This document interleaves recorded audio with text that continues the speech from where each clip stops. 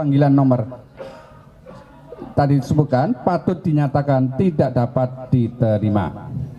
B. Permohonan pra-peradilan tidak jelas dan prematur.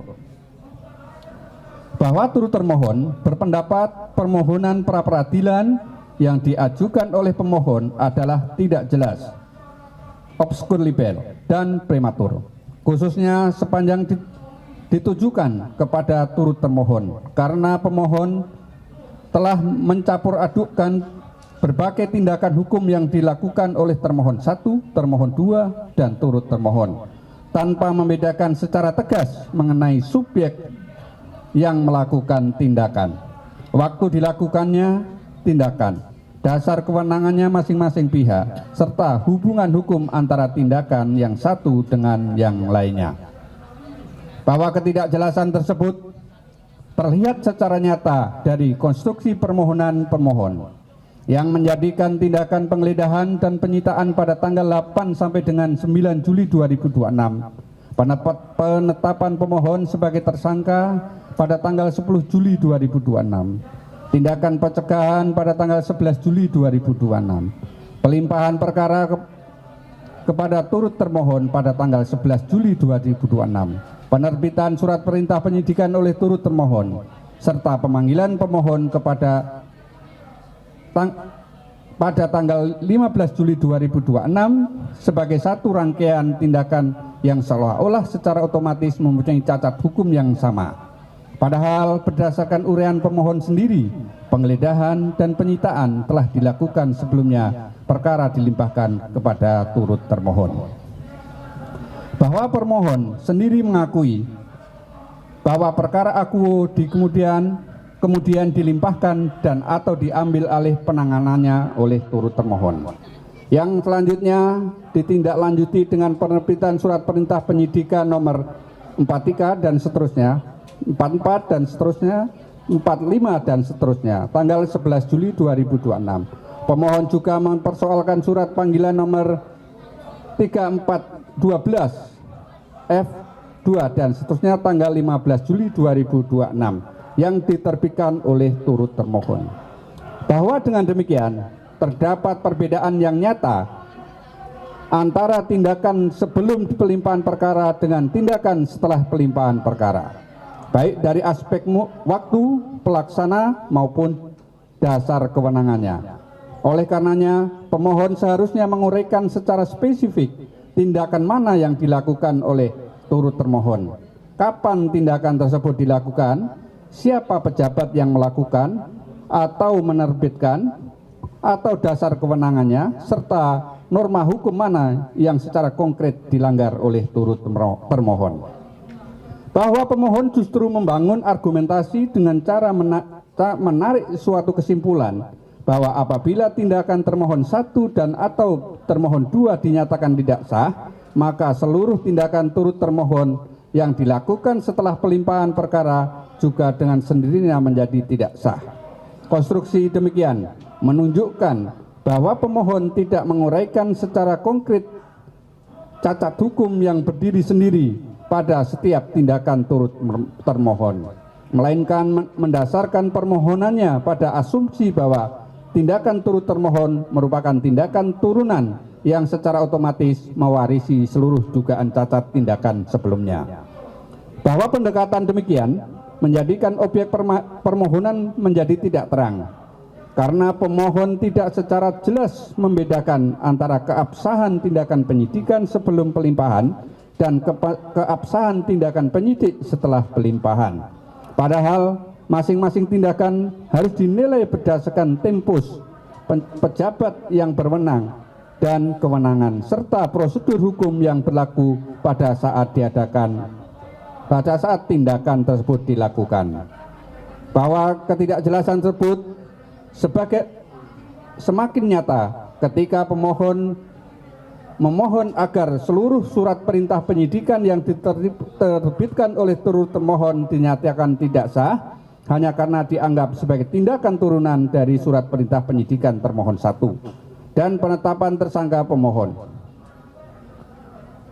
Pemohon bahkan meminta agar seluruh tindakan hukum lanjutan yang telah melampaui akan dilakukan turut termohon dinyatakan tidak mempunyai kekuatan hukum mengikat. Bahwa petitum demikian bersifat terlalu luas, abstrak, dan tidak terukur.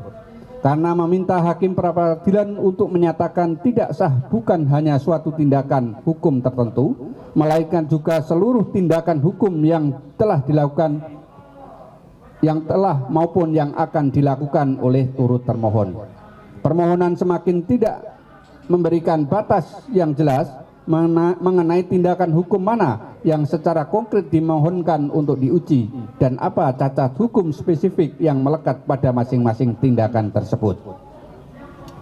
Bahwa lebih lanjut, permohonan pemohon juga prematur karena pemohon telah terlebih dahulu meminta agar hakim pra-peradilan menyatakan tidak sah seluruh tindakan penyidik turut termohon, seluruh tindakan penyidikan turut termohon. Sementara pemohon tidak terlebih dahulu menguraikan dan membuktikan adanya cacat kewenangan atau cacat prosedur yang secara spesifik melekat pada tindakan turut termohon setelah perkara dilimpahkan. Bahwa penerbitan surat perintah penyidikan oleh turut termohon merupakan tindakan yang dilakukan setelah adanya pelimpahan penanganan perkara. Oleh karena itu, keabsahannya harus terlebih dahulu dinilai berdasarkan dokumen pelimpahan. Kewenangan pejabat tersebut, kewenangan pejabat penerbit, dasar administrasi penerbitan surat perintah penyidikan, serta ketentuan hukum yang berlaku pada saat perkara berada dalam penanganan turut termohon. Bahwa pemohon tidak dapat secara serta-merta meminta hakim pra-peradilan menyatakan seluruh tindakan turut termohon tidak sah, karena dengan berdasarkan argumentasinya pada dugaan cacat terhadap tindakan termohon 1 dan termohon 2 yang terjadi sebelum pelimpahan perkara terlebih dahulu lagi. Permohon sendiri mengakui adanya pelimpahan perkara kepada turut termohon dan adanya penerbitan surat perintah penyidikan baru setelah pelimpahan tersebut. Bahwa dengan demikian, sebelum pemohon agar seluruh tindakan turut termohon dinyatakan tidak sah, pemohon seharusnya terlebih dahulu menguraikan secara konkret apa cacat hukum pada tindakan turut termohon. Apakah menyangkut kewenangan pejabat, prosedur penerbitan surat perintah, dasar penyidikan, alat bukti maupun pelaksanaan tindakan penyidikan setelah pelimpahan. Tanpa uraian yang konkret tersebut, permohonan pemohon pada hakikatnya meminta hakim pra-peradilan untuk menarik kesimpulan hukum secara otomatis dari tindakan pihak lain kepada turut termohon. Bahwa hal tersebut bertentangan dengan prinsip setiap tindakan hukum harus dinilai berdasarkan tindakan, kewenangan, tempus, dan dasar hukum masing-masing, sehingga tidak dapat dibenarkan suatu tindakan dinyatakan tidak sah semata-mata karena tindakan lain yang dilakukan oleh pihak yang berbeda-beda, waktu yang berbeda, sedang dipersoalkan keabsahannya. Bahwa terlebih lagi, pemohon dalam petitumnya meminta agar turut termohon diperintahkan menghentikan seluruh tindakan penyidikan dan tindakan hukum lanjutan, mengembalikan seluruh barang yang disita, serta menyatakan seluruh tindakan hukum yang telah maupun yang akan dilakukan turut termohon tidak mempunyai kekuatan hukum mengikat. Bahwa permintaan tersebut menunjukkan bahwa pemohon tidak hanya mempersoalkan satu tindakan konkret turut termohon, tetapi telah meminta putusan yang bersifat menjangkau tindakan-tindakan yang belum dilakukan. Bahkan meminta hakim pra-peradilan memberikan penilaian terhadap tindakan yang belum terjadi.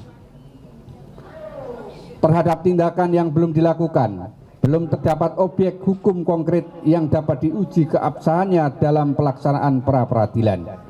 Oleh karena itu, permohonan tersebut bersifat prematur dan tidak mempunyai objek yang jelas untuk diperiksa. Bahwa dengan demikian, permohonan pemohon sepanjang ditujukan kepada turut termohon setidak-tidaknya mengandung dua cacat mendasar, yaitu pertama, tidak jelas atau obscur liber karena mencampur adukkan tindakan termohon 1, termohon 2, dan turut termohon, serta tidak membedakan secara konkret dasar cacat hukum masing-masing tindakan. Yang kedua, prematur. Karena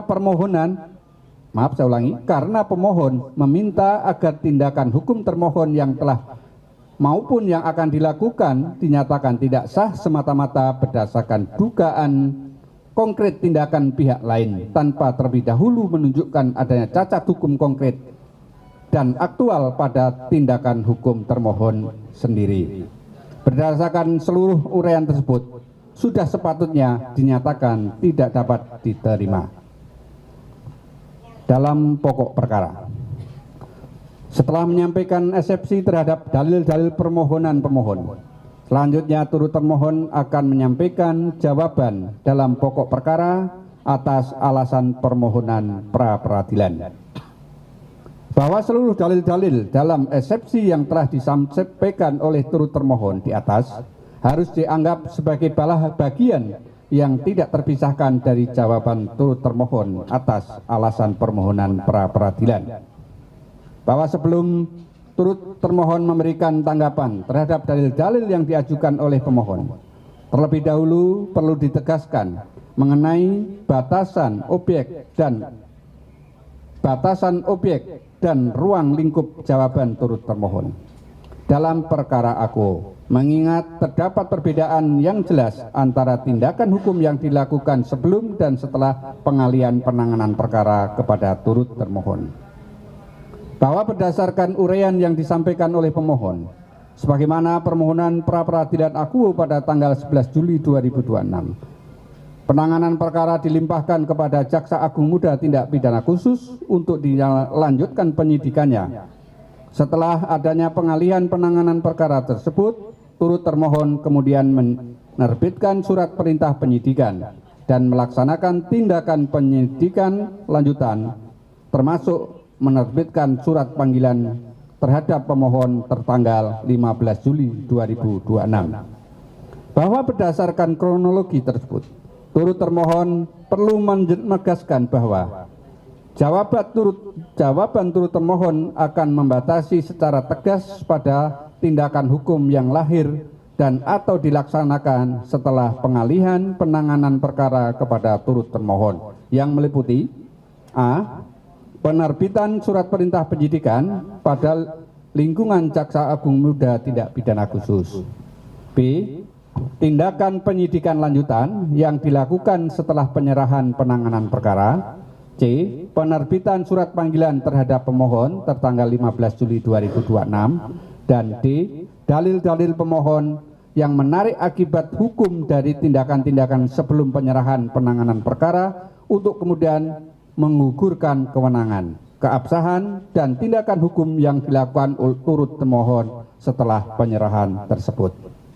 Bahwa sebaliknya, turut termohon tidak memasuki pokok perdebatan mengenai sah tidaknya tindakan penggeledahan, penyitaan, penetapan tersangka, maupun pencegahan yang dilakukan sebelum penyerahan penanganan perkara, karena tindakan-tindakan tersebut bukan merupakan tindakan yang diterbitkan, diperintahkan, ataupun dilakukan oleh turut termohon.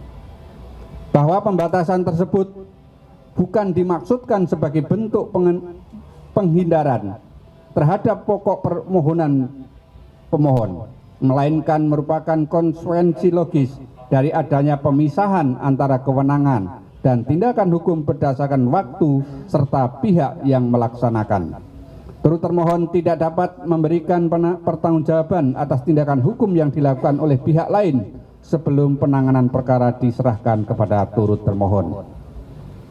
Bahwa oleh karena itu, sepanjang dalil-dalil maupun petitum pemohon diarahkan kepada sah atau tidaknya penggeledahan, penyitaan, penetapan tersangka, dan atau pencegahan yang dilakukan sebelum tanggal penyerahan penanganan perkara, maka turut termohon menyerahkan sepenuhnya jawaban dan pertanggungjawaban atas tindakan tersebut kepada termohon 1 dan termohon 2 yang menerbitkan dan atau melaksanakan tindakan dimaksud. Bahwa turut termohon hanya berkepentingan memberikan jawaban terhadap tindakan-tindakan tersebut sepanjang pemohon menarik akibat hukum dari tindakan sebelum penyerahan perkara untuk kemudian menyatakan bahwa tindakan tersebut secara otomatis menggugurkan kewenangan keabsahan dan tindakan penyidikan yang dilakukan oleh turut termohon setelah penyerahan perkara. Saya ulangi, setelah penyerahan penanganan perkara. Bahwa terhadap persoalan tersebut, turut termohon akan memberikan tanggapan secara khusus dalam bagian selanjutnya. Terbatas pada dukungan hukum, terbatas pada hubungan hukum antara tindakan sebelum penyerahan perkara dengan tindakan penyidikan yang dilakukan oleh turut termohon setelah penyerahan perkara, tanpa mengambil alih tanggung jawab atas tindakan yang dilakukan oleh termohon sebelumnya. Dengan demikian, batas jawaban turut termohon